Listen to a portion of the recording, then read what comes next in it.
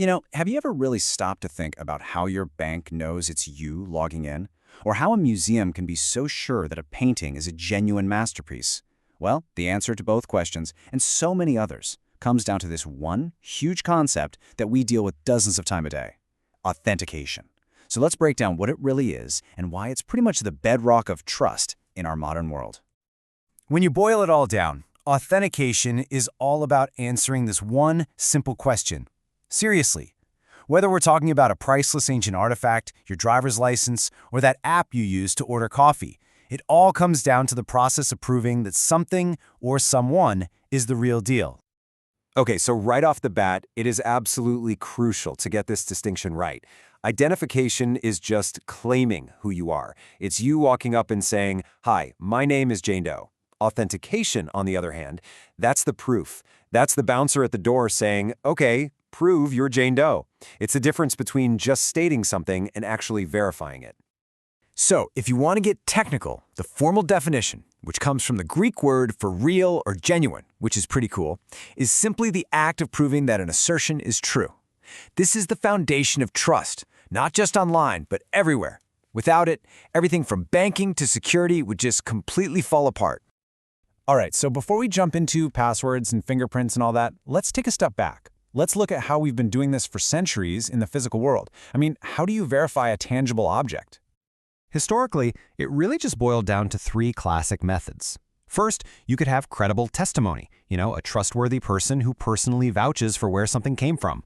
Or you could use attribute comparison, where an expert analyzes specific features, like the brushstrokes on a painting, and compares them to known genuine examples.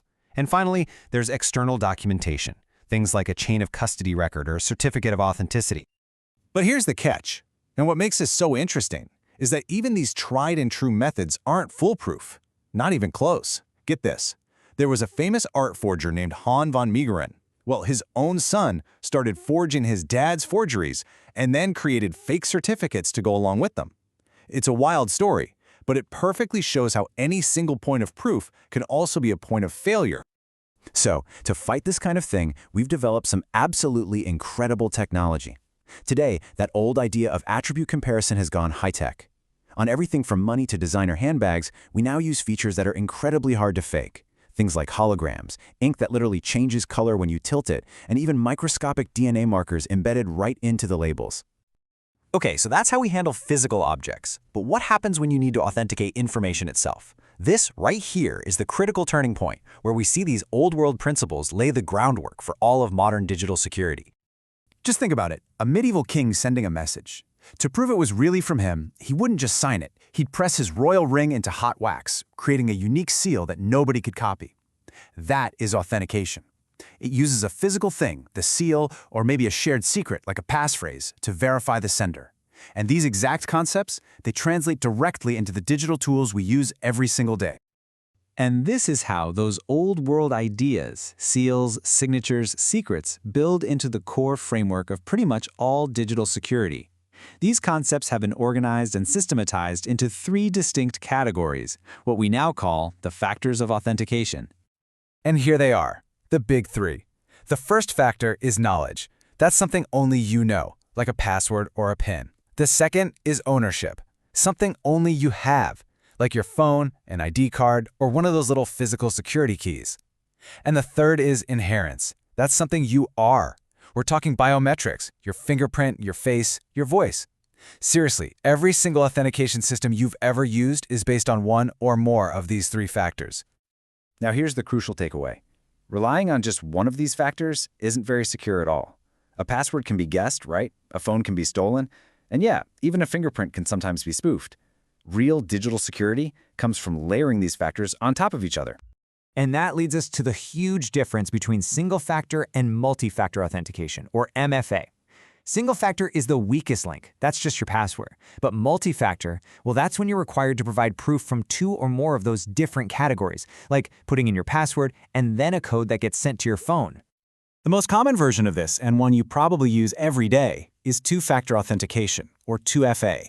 It's that simple, powerful act of combining your password, something you know, with a code from your phone, something you have. That simple step dramatically boosts your security. And this isn't just a casual term. The pros call this strong authentication. As the U.S. National Information Assurance Glossary puts it, it's a layered approach. The real key here is that the factors have to be independent. A thief who steals your password still can't get into your account because they don't have your phone, and the other way around. So, you might think we've got this all figured out, but this centuries-old quest for proof is far from over. As our technology gets more and more complex, so do the methods we use to prove we are who we say we are. So, what's on the horizon? What's next? Well, one of the most fascinating new frontiers is something called continuous authentication. Okay, get this. Instead of just checking your identity once when you log in, these systems are always watching, in a good way. They learn your unique behavioral patterns, how you type, the way you hold your phone, even the rhythm of your walk, and if an imposter suddenly takes over, the system can detect it and lock them out in real time. It's pretty amazing. And that really brings us full circle to our final thought. As AI makes it easier than ever to fake images, voices, and videos, this ancient challenge of authentication is suddenly more relevant than it's ever been. That simple question, how do you prove something is real, is quickly becoming one of the most complex and most important challenges of our time.